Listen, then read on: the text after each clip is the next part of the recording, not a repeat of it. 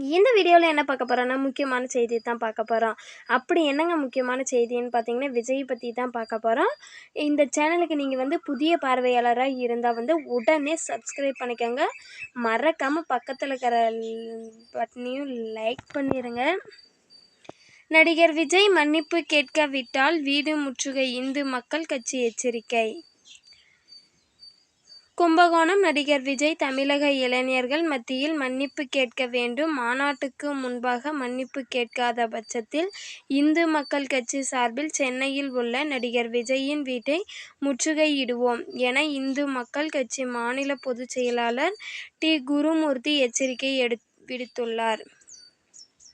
இது தொடர்பாக இன்று இவர் வெளியிட்டுள்ள அறிக்கையில், நடிகர் விஜய் தொடங்கியுள்ள தமிழக வெற்றிக் கழகம் சார்பில் நடைபெறவுள்ள முதல் மாநில மாநாட்டின் ஆலோசனைக் கூட்டம் தமிழகம் முழுவதும் நடைபெற்று வருகிறது.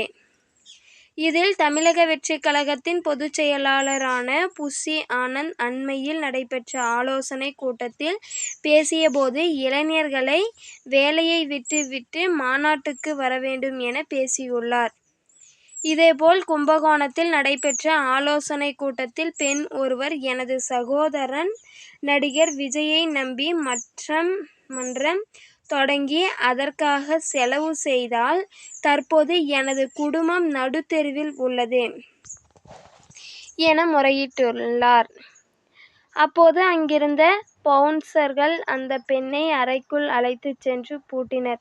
தனது தொண்டர்கள் இளைஞர்களின் உழைப்பில் பதவி சுகத்துக்காக அவர்களது வாழ்க்கையை சீர்குலைத்து கேள்விக்குறியாக்க நினைக்கும் நடிகர் விஜய் நடத்தும் மாநாட்டுக்கு தமிழக அரசு தடை விதிக்க வேண்டும். நடிகர் விஜய் தமிழக இளைஞர்கள் மத்தியில் மன்னிப்பு கேட்க வேண்டும். மாநாட்டுக்கு முன்பாக மன்னிப்பு கேட்காத பட்சத்தில் இந்து மக்கள் கட்சி சார்பில் சென்னையில் உள்ள நடிகர் விஜயின் வீட்டை முற்றுகையிடுவோம் என அந்த அறிக்கையில் தெரிவித்துள்ளார்.